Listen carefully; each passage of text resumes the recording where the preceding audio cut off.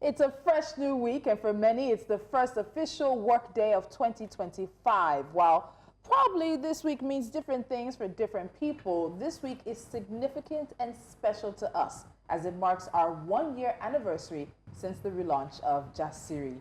It's really difficult to put my excitement into words, but ladies, we have made it to the one-year mark. Oh. I know, it's always going to get that day. It's actually on Wednesday. But this whole week, this whole week is celebration week. Honestly, Tolu, I'm excited as well. And I personally can't believe it's been a year already. How time flies, they say, when you're having fun. And oh, how much fun we've had. But it hasn't been all fun. It's been challenging. It's been tough and also very emotional. We've had amazing conversations on this table. And last week, when we did our year in review, as I was watching these clips from throughout our first year, my goodness, what a difference. We have collectively and individually grown so much. And I'm so happy to see it. I'm so happy. I remember when they called me and said I was joining the ladies. I already knew who the ladies of the series were. And they said I was joining. I'm like, eh? Like,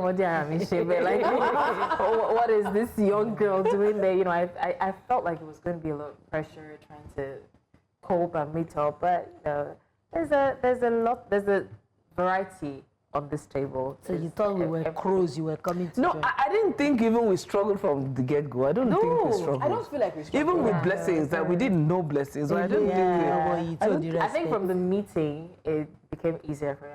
Okay, ladies are not I can take them. That we did on a Saturday, that's pilot. Yes. I think it just really eased the tension and everything, and it just gave us a really nice flow as to how we were going. So you guys are about to take me on the roller coaster of emotions. And you know I like to cry. And you know I'm the most emotional one on this table. But right now, I'm going to draw the curtain on this conversation until Wednesday.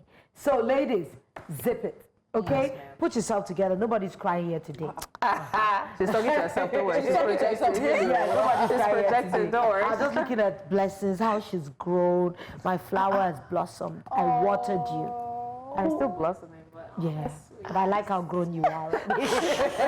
Anyway, on to other things. I had a fantastic weekend.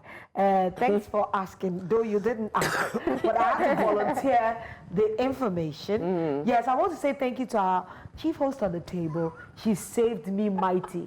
I had an MC job on Saturday, was the 50th, and an art collection exhibition. Okay, you mentioned it. So I was making some ashoke thing to really look artsy and avant-garde. And I just called them on, you know my phone went bad on Thursday, so I was struggling to fix it all through Friday, so I couldn't communicate with the celebrant until I was able to call her on Saturday morning.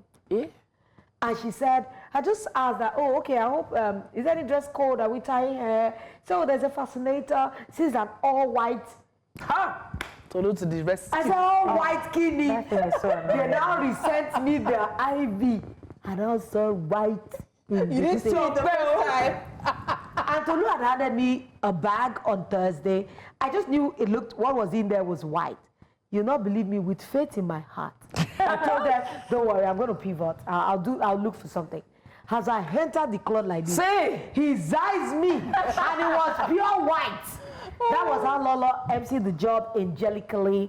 So is she going to give me 5%? No. Do you see? All this, they are not giving me money yet, because I was a gift to the celebrant, actually. That's funny. I like people. You know, people that you can't charge. The guy that did this, in fact, he paid me with my iPhone 3 years ago. Wow. When I did an event for him, he was so happy. I said, what do I want? I said, iPhone. He said, okay, I can wait a month for it. And he sent me my iPhone 13 Pro. May we meet benefactors in 2025. So how did your weekend go? And my children did me dirty. Oh my God. They were supposed to be... She's been chasing them since last week. No, this was the anthem from today. Do you know they all knew? But these children have been so loving. The love I received this weekend was so... And because I wasn't seated, you know, I was busy. I didn't get home until late, and I had cooked. I said, Mommy, I'm going to make you that rice. You like that pepper? Don't worry, don't do anything. Until this morning that I just looked, I said, So schools have resumed. You're supposed to be away. So have they left now? How can they left? How? Yeah. Who will be left in there? Because the rule in their school is that if they're in boarding, you can't bring them. You can only bring them weekend. So they have 1 more week to eat my food. Sorry. Because no money because I'm going through a lot. And a lot is going through you. Bless his house the weekend. You come out of it. This weekend is not It's not for God's children. What let me? Major enjoyment. Oh, I saw it. Yes. When I was seeing I saw story last night, and I saw story at 1 hour before. I'm like, okay, this is story at 10 o'clock. This girl is. Do you know I knew that? When is she planning to return? I mean, she wants to send me a message and tell me that I'm sorry, I can't. I calculated it. I left there at 5:30 this morning. The security guy was like, Auntie, you are driving. I'm like, yeah. You drove yourself? Yeah. All the way there this one. No, give me 5 because I know where you went. Exactly. You drove yourself. Yes. 5:30 a.m. this morning. He's like, wait, you're driving alone? I saw when you came in, I'm like, now lioness should be. I'm like, yeah, that's good. So in my mind, I'm like, do you know my mother? I see my story should be calculated. This girl, okay now. I'm waiting for you. But it was so exciting. I told myself, this year, I want to launch myself into this soft girl life. So last week, I took myself gadget shopping, got a new gadget for myself. I want to. Blessings. We have to take a temperature since the beginning of this January. Really hard. Blessings has been dropping some bars. Is it not here that Wisdom bars, sarcastic bars, everything raised to power 100. And when you look at her, and she doesn't say anything, it's when she sits on this chair. Are we a part of this? A journey you're going? I don't understand. Blessings is just going that way. Did you take a tour of their chalets that had pools inside? I did. I wanted to launch there, but I was like, Blessings, it's so to life. Don't leave me here. And your account to be telling you, I told you so. I just told myself, no, don't worry. But I did, it was nice. Yeah, so where she went, we go like once a year. It's beautiful. There are hidden gems in Lagos. Honestly. Yeah. In Nigeria, and then they treat you like royalty. They greet you with this Yoruba thing. That thing really treats you. I realized that. Fresh palm wine in the morning. Yes. On the beach. Yeah, I realized those days are not enough. I'm more Yoruba than I think because they came to my room and then they knocked. So there's this talking drum they knock with that you can communicate with. They don't knock your door. So they hit the drum and I came out and the girl was like, she now did like this and I knew to accept it. I was like, how did I know that? I love it for you. I love it for you. I tell Blessing that she's one of the healthiest single people that I know. Healthiest, and I like that. I channel my daughter through her a lot. I like that. I'm seeing her when she's much older, that she would be this confident to live in her own skin and, drive her life the way she desires it to be. Trust me, baby. You got my heart on this.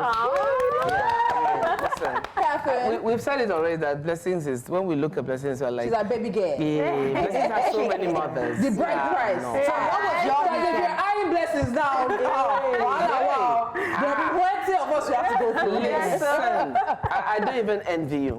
My weekend was quiet. Well, not really quiet because it's going back to school weekend and buying then stuff.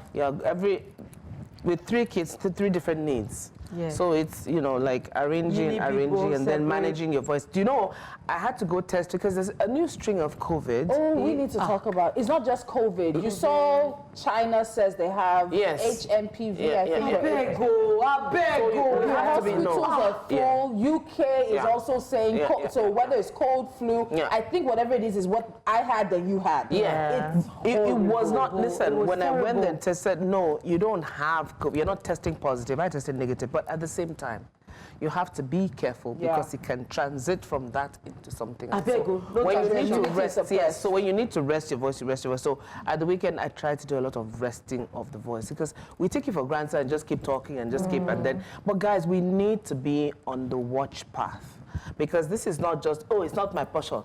And it ends there. It goes shock you. I was reading and I just realized that I think I'm sending my daughter back to school masking now. Especially this week. I think this week is important because people who have traveled, all of us, we went out to different places and we're all back together. I think this week, maybe let's be intentional. It's not scaremongering, but it's just to be intentional. UK is reporting high numbers. China. US is reporting high numbers. And China now is inundated. It's making international news. They're saying HMPV, something HP something. It's not HPV, HMPV, I believe it is. And so many other things. So it's just for us to take Precaution. Anyway, you did not ask me ladies. my weekend. Oh, sorry, darling. I love your hair, by the way. I tried to get it this in. African thing.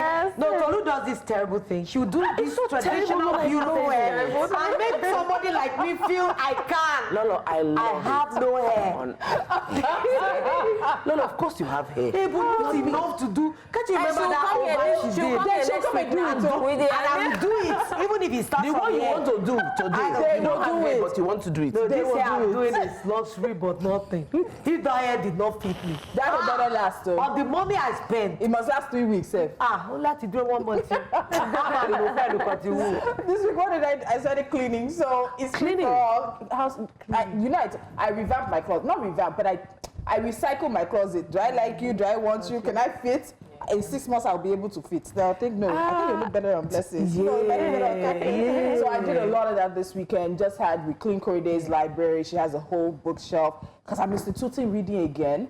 Yes. I've been faltering on that, but I'm insisting this school term. As you earn 1 hour, you read 1 hour to earn 1 hour for your tablet or your laptop. Yes. His laptop and tablet is not a privilege. Hey, Oh, no, this cannot be my daughter. I cannot. No, she must love books. So Sweet parenting. So it was easy. It was an easy one, but we have things to do. Anyway, ladies, I needed to check on you this morning because I heard that a loan app has taken matters into its own hands and posted the photos of 87 debtors on TikTok.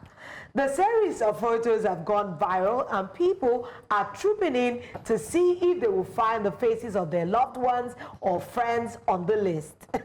This is definitely a bold attempt to recover unpaid loans. Across 3 separate videos, the loan app uploaded pictures of debtors, each captioned, "Please settle your loans," as a public reminder to repay their debts. The videos, which began trending on Saturday, drew widespread attention and mixed reactions from social media users. The loan app's public shaming strategy has sparked a debate about privacy, ethics, and the legality of such practices. While some support the need for debt recovery, others criticize the method as an infringement on individual rights.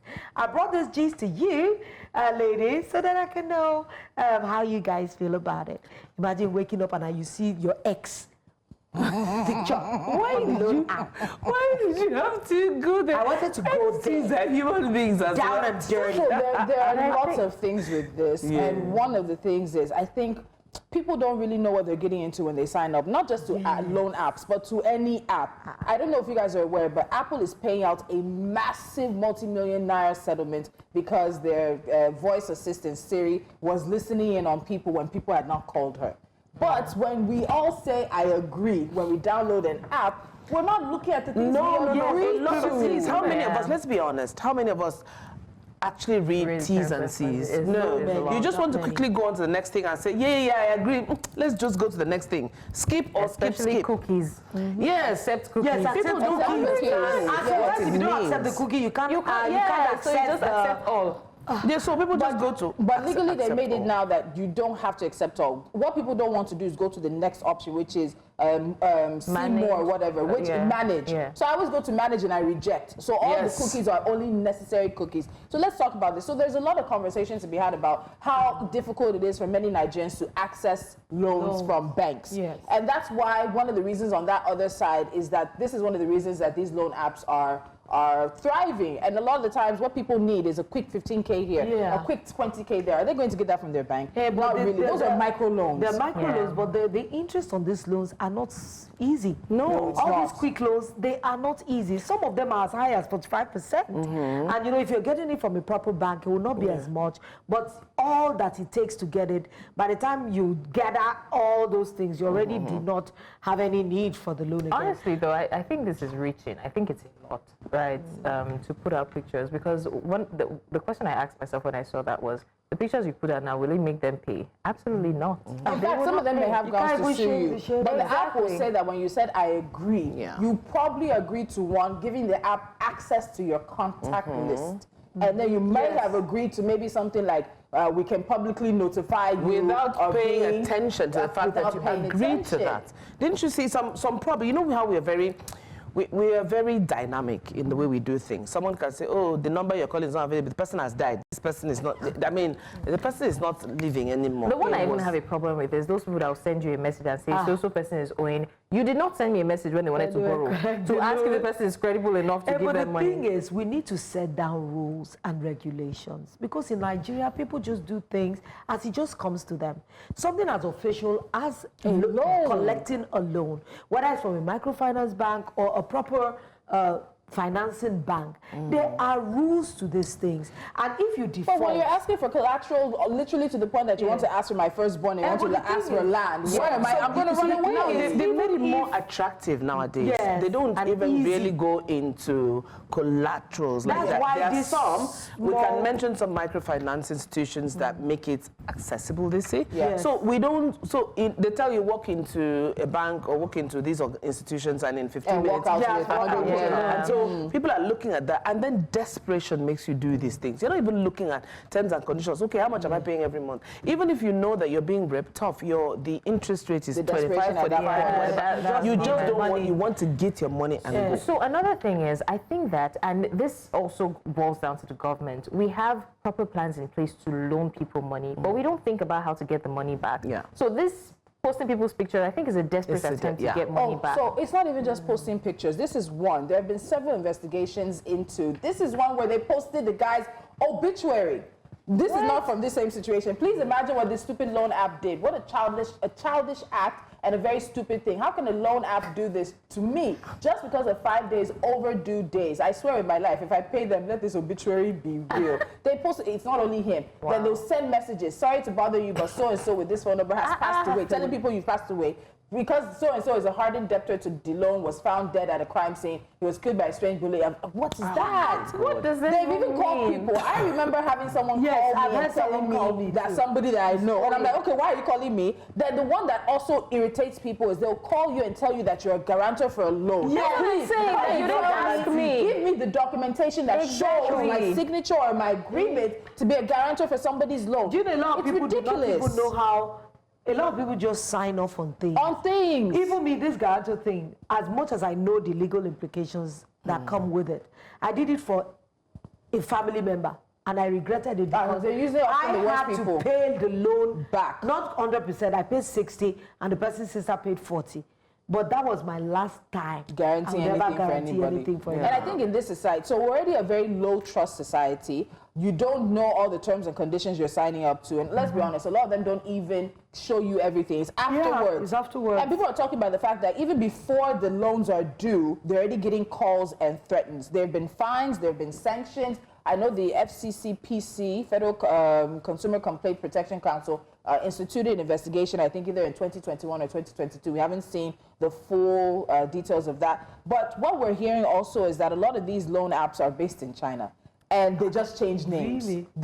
Maybe they're coming from 5 or 6 companies, but they just constantly change names. And people are suicidal. There was a girl, I don't know if we can get that one, where she talked about the fact that they were just bombarding her so much. They called her mother. She started becoming suicidal. A guy lost his job because they called his boss and told him he owned a loan, I think about $35,000. People are losing their marriages and their relationships. See, that's the thing. I don't agree that you should owe, but it looks like a trap you're setting for people in which there's almost no way in which they don't become a debtor. So why don't you help yourself before you walk down this path and do your research by yourself? There's so many. Desperate people do not. All I'm saying is that these new loan apps, all these things, there must be some kind of regulation when it comes to getting their money back.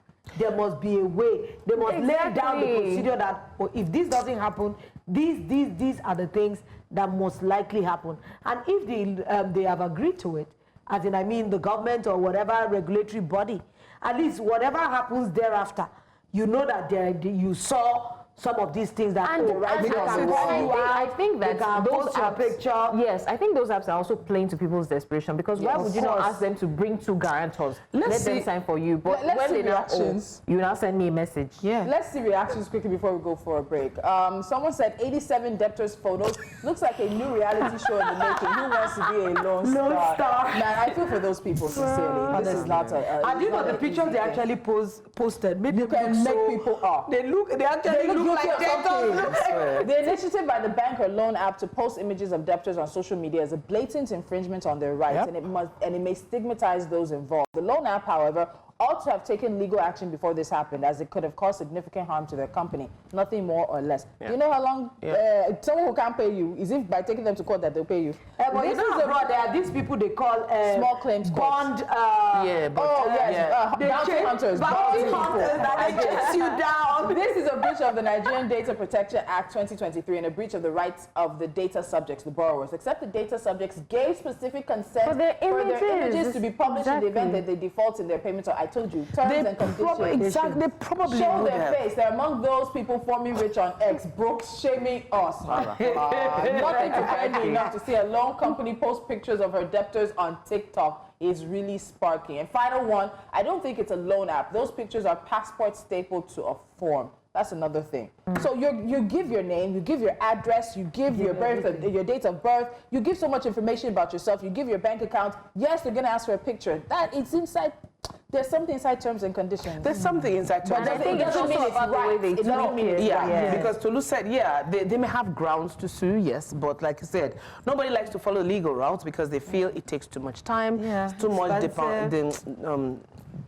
It costs too much. weak. Is it Too much dispensation of money, I think. Dispensation of Dispensing money. Depends. blessings? Spending of money. Anyway, it's time to go on a break while we figure out this French situation here. But when we come back, we'll be analyzing President Tinubu's move to reintroduce history back primary and secondary schools curriculum. Now, after the break, Dr. Joy Issa, education consultant and president, let me finish, Issa School of Education, joins us. Stay with us. Welcome back to the show. Now, it was author M. Schelslinger Jr. who said, it is useful to remember that history is to the nation as memory is to the individual.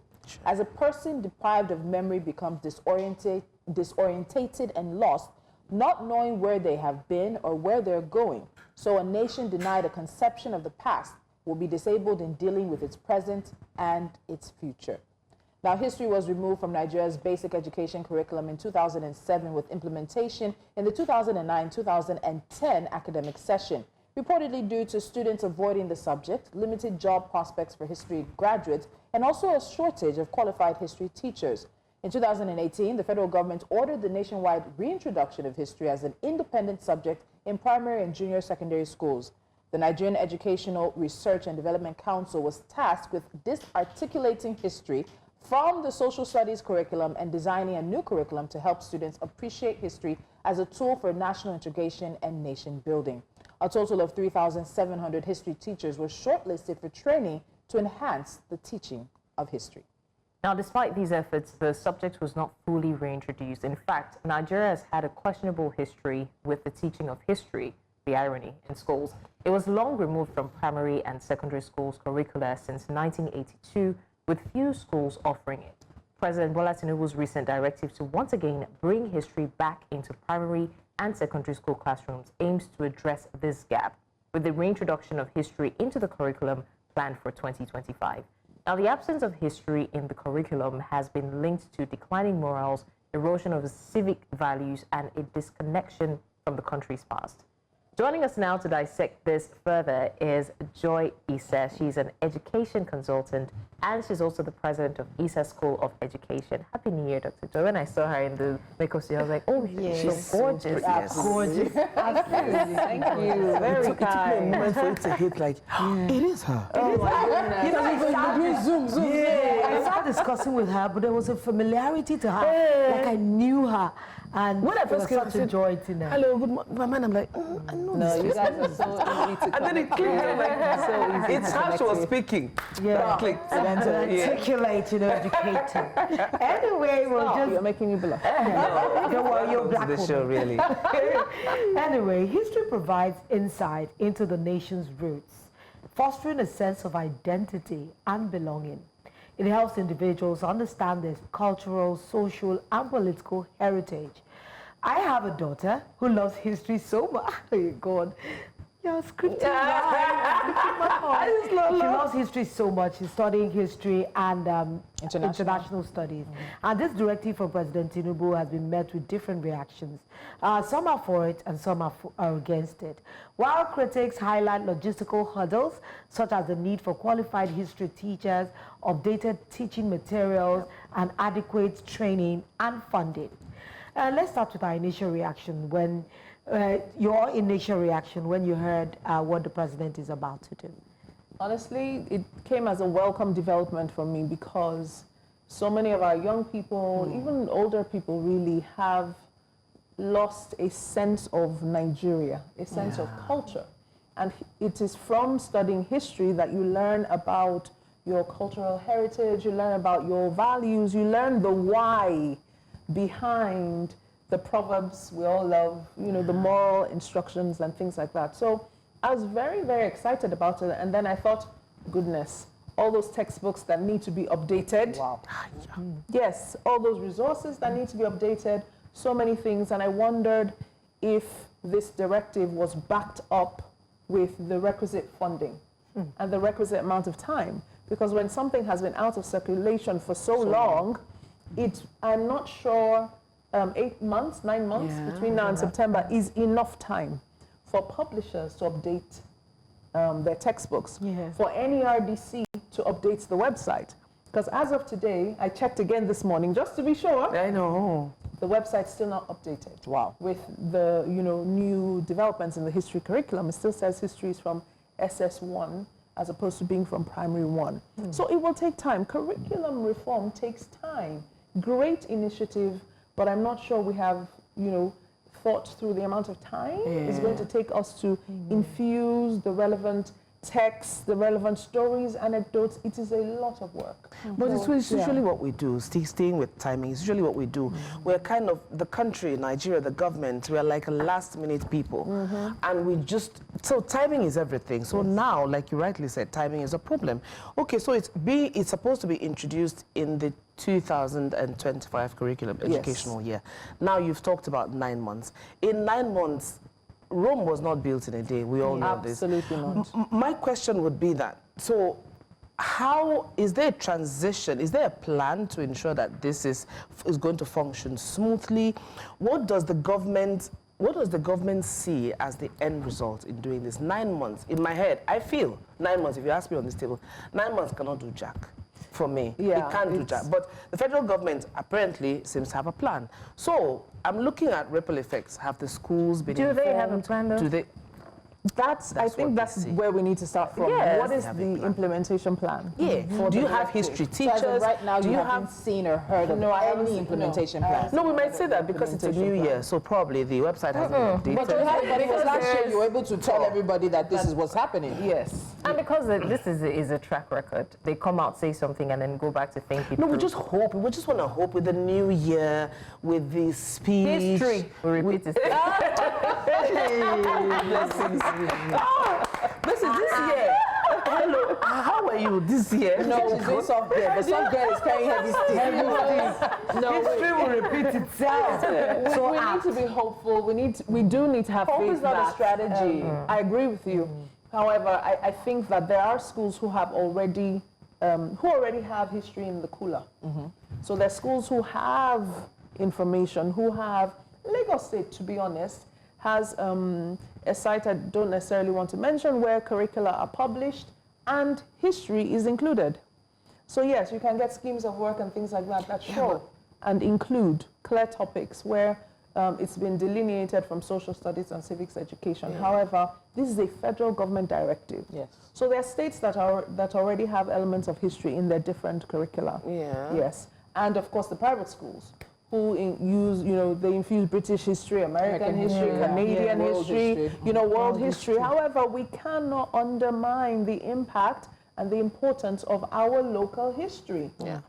This is why some of our children don't value Nigeria as a space to identify with. Especially when that's actually where we wanted to go next, because we talk about history shaping identities, providing a window into our past, helping us to understand who we are and where we are actually going. But we've seen that the teaching of history in primary and secondary schools has been marginalized. So there are people who have said it's declining morals, erosion of civic values, disconnection from the past. We also had former President Olusegun Obasanjo in June 2024 describing the removal of history as a huge disaster. So I really want you to sort of expatiate on that. What has the removal of history cost us? What are the consequences, as you said, about this disconnection? Young people having absolutely no connection. They have more connection to the US and the UK because of Hollywood, because of Bollywood, because of movies and entertainment. They know more about their history there than they know about the history Even here. Ghanaian history, Malian history, another country history A than simple ours. example. If I were to ask any of our young children, who was Jaja of Opobo and what did he do? Exactly. What was the impact of, when we're looking at, female empowerment, getting women to be strong and to have a voice? What did Mary Celeste do? And who was she? Who was even Queen Amina? Who was Queen Amina? So when we remove these historical figures, when we don't study historical figures, we don't think they're precedents to our present. But when we find links and we say, oh, because she was able to stand up and thrive in a male-dominated space at that time, okay, I can be an engineer. I can, travel to space. I can do these things that, are traditionally identified as masculine subjects and spaces to play with. So that's one area when we talk about empowering women. Generally, though, we have young people who just think, you just wake up in the world and identify as whatever you want to identify as.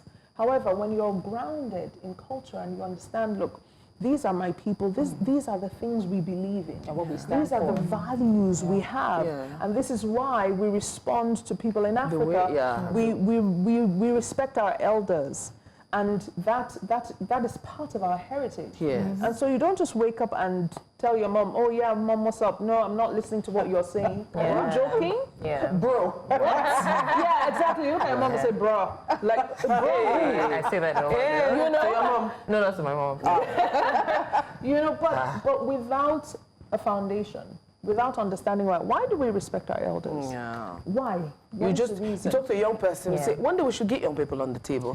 Because they will probably say, oh, because we grew up seeing that. And so speaking of that, I also want to speak as a young person now. Jaja of Opobo you mentioned, Mary Celeste you mentioned, I know that because I was taught in school to a particular limit. Where I was taught to is where I know to. It's like, and then I see that a lot of elderly people blame younger people. Oh, I'm asking, why is this rock here? Why is it named Zumarok? And I'm like, how don't you know? I don't know because nobody taught me. You know, it's like growing up, your parents are speaking. For example, my mom spoke Yoruba to me growing up, right?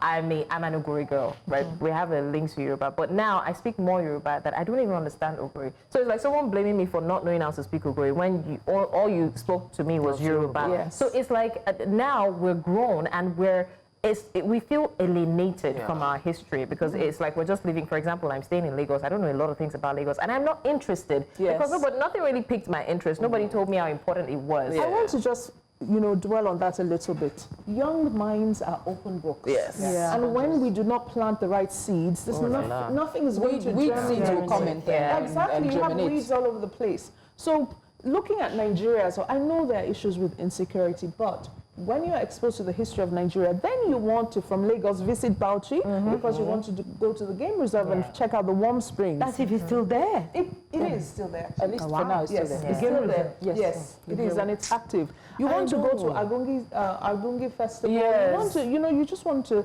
explore your country as opposed to going to Disney World and, Disney Paris and Disney this and Disney that. There's such rich cultural heritage in Nigeria. And as Africans, as Nigerians, we need to stir up this desire, this interest. That comes in school, where in a fun way, we create a, when we teach history in schools, we create, we create scenarios. And so the year 1, 5 to 6-year-olds might all be Fulani people. And they all come dressed, they understand the culture of Mandafodio, they experience that culture. And that might help us better address the issues of ethnicism that we have in our country, where she's Igbo, I'm not speaking to her, she's Hausa, I'm not giving her a job.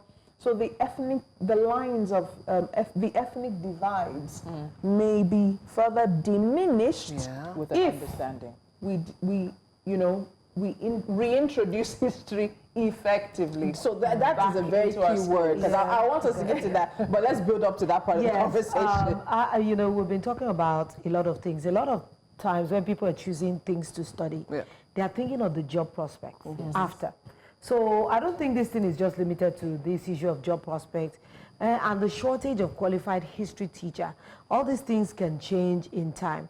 But Nigeria is also facing a critical shortage of qualified teachers to man primary and secondary school in both urban and rural areas. Sure. So Universal Education Commission survey from 2024 indicated that there's a shortage of about 194,876 teachers in public schools across the country. That's a huge lot.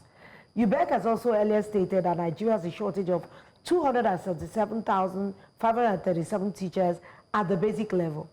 So where are we going to find these qualified history teachers? Is this something that can be sorted out in time before the school year has already started? Let's even leave the school year that is running already. Let's look at September.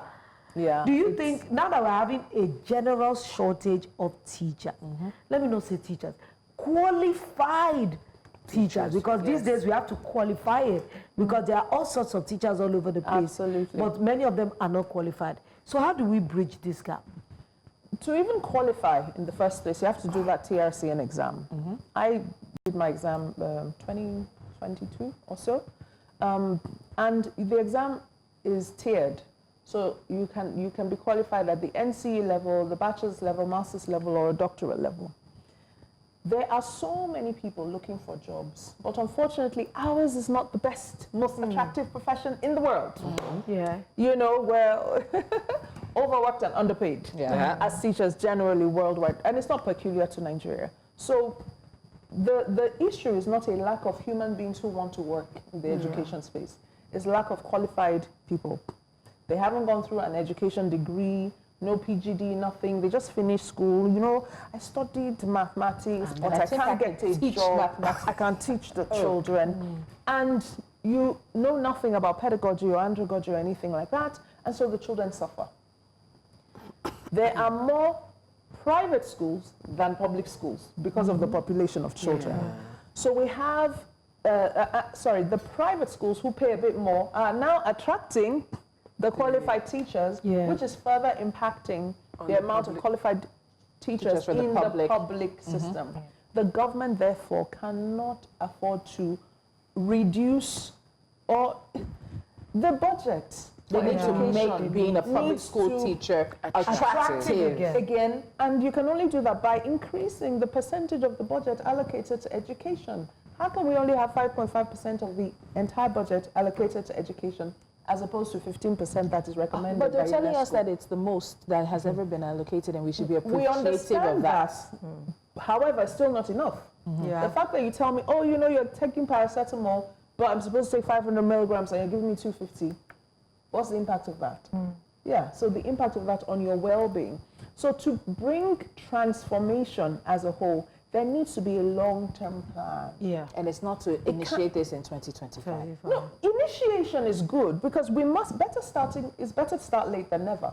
So start it off. However, there needs to be a long-term plan. Usually you change and implement curriculum changes over 3 years. Yes.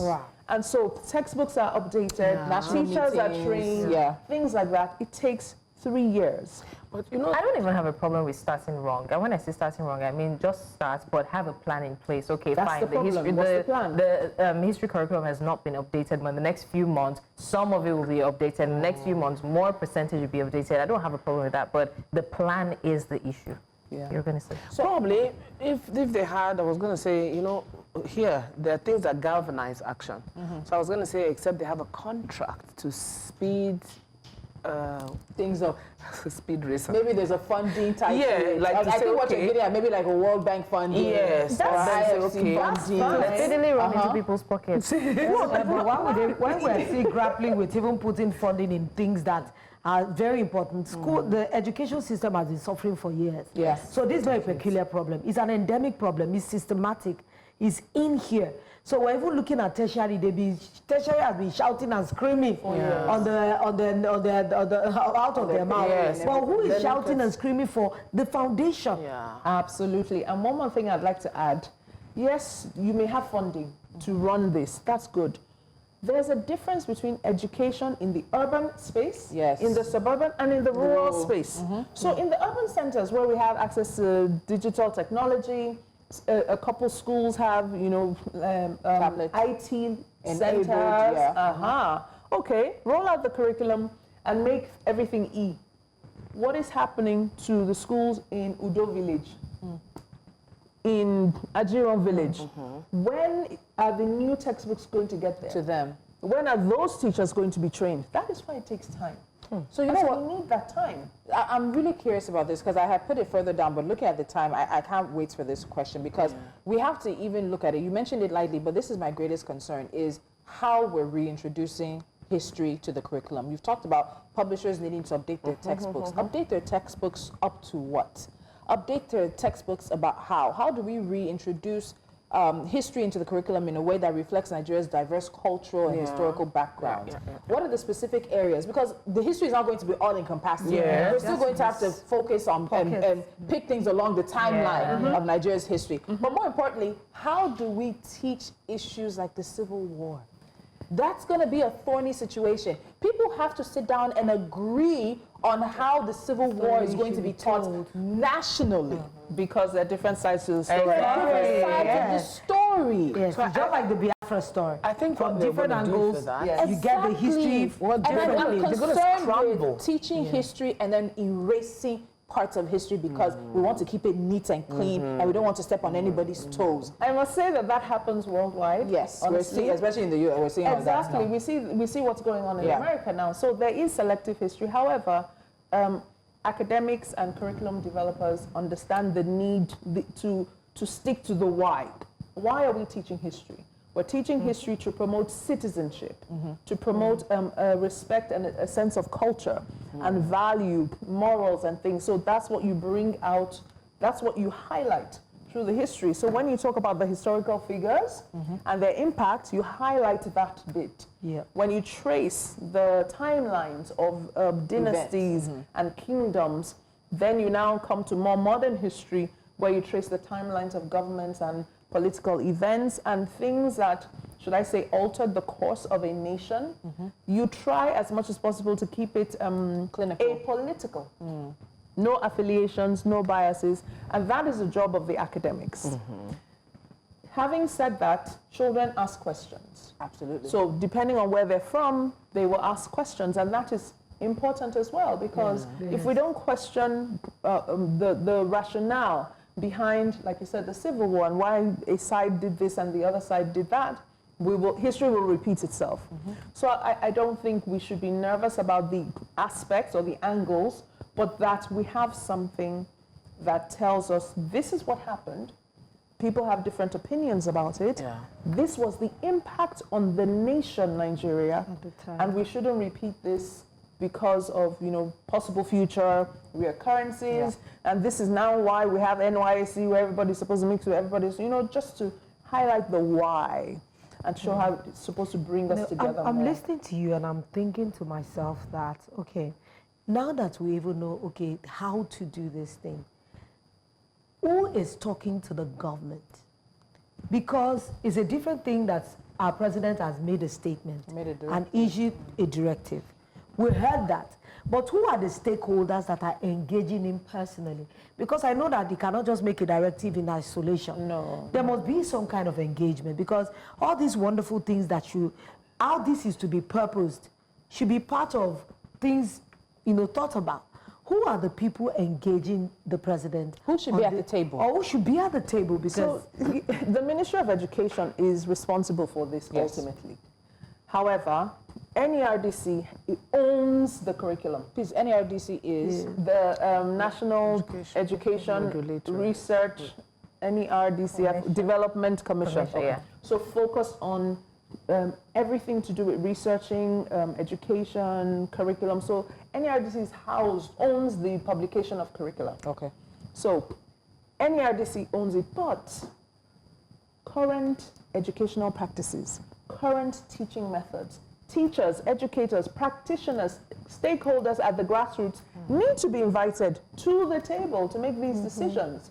And this is a worldwide argument. People like us who call ourselves little activists, to say, the professors should stop talking about curriculum in isolation. They haven't been in the classroom for years. Yeah. Those of us who have been in the classroom and have come out are the ones who should be called in. Teachers who are currently in the classroom should be invited to share their practices. Oh, in 1945, we used to teach with chalk and blackboard. Yeah, so Now we're teaching with interactive desktops. yeah. There's no way you can use that same ideology and methodology. There's no way. But in our colleges of education, in our schools of education, we're still teaching teachers to teach to the 19th century or to the 20th century mind. Wow. Dr. Issa, when was the last, I know that every time curriculum wants to change, there's supposed to be a meeting, Yes. a review. When was the last national curriculum review meeting? Honestly, can't remember. Wow. Honestly, And because I cannot we're talking about reintroducing history, I think it's a fantastic idea. I hope we are able to implement it, and I hope in 5 years we see the benefits of it. Yes. But we're also in the Internet of Things. We're in the fourth industrial revolution. We're in cloud computing. These people are not waiting till students are in university to teach. They're teaching from primary and secondary school. Yes. And so if we're looking at reintroducing history to tell our children where we're coming from, who we are, we should also be marrying that with the introduction of curriculum that helps them to become globally competitive and global citizens for the future. So if we can't even if Dr. John Issa of all people cannot remember when the last national curriculum review was, and now we have a directive from the president, I'm so sorry, are we serious?